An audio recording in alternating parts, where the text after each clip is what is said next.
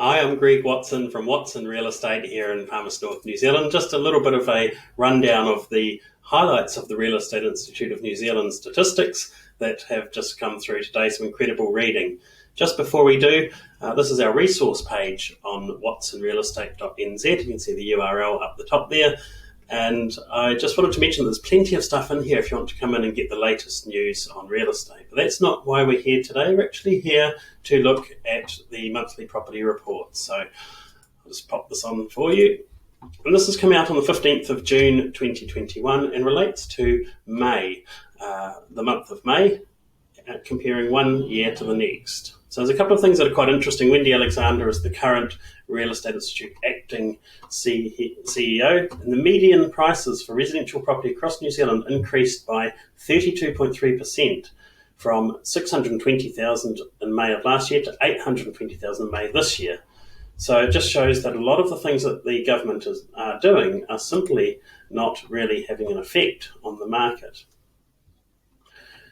And even places like Auckland, the median house price is up 26.9% when compared to May. And really, you can just pause this if you want to have a read of some of those other statistics. Taranaki, 29.1. These are massive returns if you've got rental investment properties or even in your own home. One thing I like to look at is comparing the house prices nationally. So that's the one I just talked about, 32% increase. New Zealand outside of Auckland, which is more for the regions, it's a 28% increase year on year, and Auckland 26.9. So the regions have been higher than Auckland for a period of time now, and that's just due to a number of factors, but it's just the filtering out of properties there. So also the volumes are up, and so are the house prices even month by month, apart from New Zealand in general, where the median stayed pretty similar.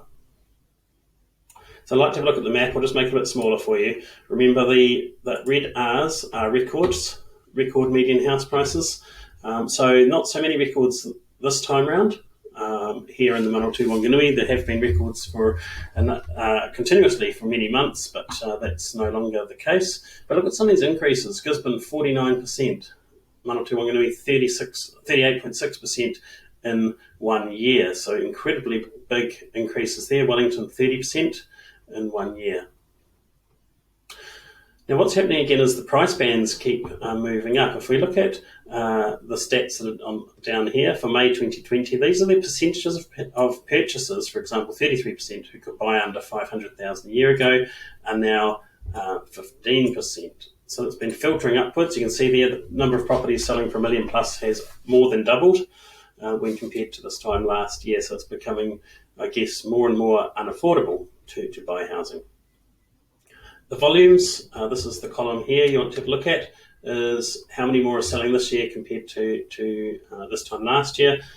COVID may have had something to do with that, so just bear that in mind, that there were more properties available for sale this time around.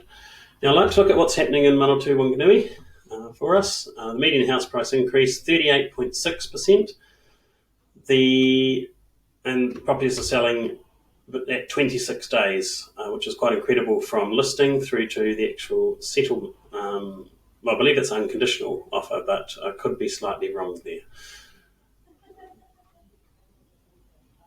I just want to mention as well that the rent structure of the 40% LVRs have had their intended effect, showing and slowing investor activity. But as I mentioned previously and on my blog and radio show, that really there's still that much activity happening here that things will keep going up.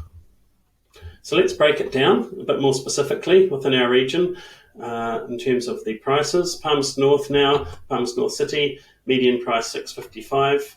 Wanganui District, it's a shame that they don't do Wanganui City separately, $480. So right up there. And here's the percentages. These are the figures here, where it's saying how they compare to last year. So Horowhenua has gone up almost 50%, Ruapehu 86%, Manawatu District 40%, Wanganui District 54.8%. So massive changes there. And that's where if you have property in these areas, it's just stunning. And here is the median price showing by way of the trend line. and it's really just accelerated a bit recently. Sales volume's a bit up and down, and that's just the way things go there. And that leads us to that decreasing days to sell with supply and demand. So that's really just what I wanted to report today. Thank you so much for listening and watching. Again, try some of these resources on our page. There's many, and they're very interesting whether you're buying, selling, or renting property. Thanks for watching. I'm Greg Watson.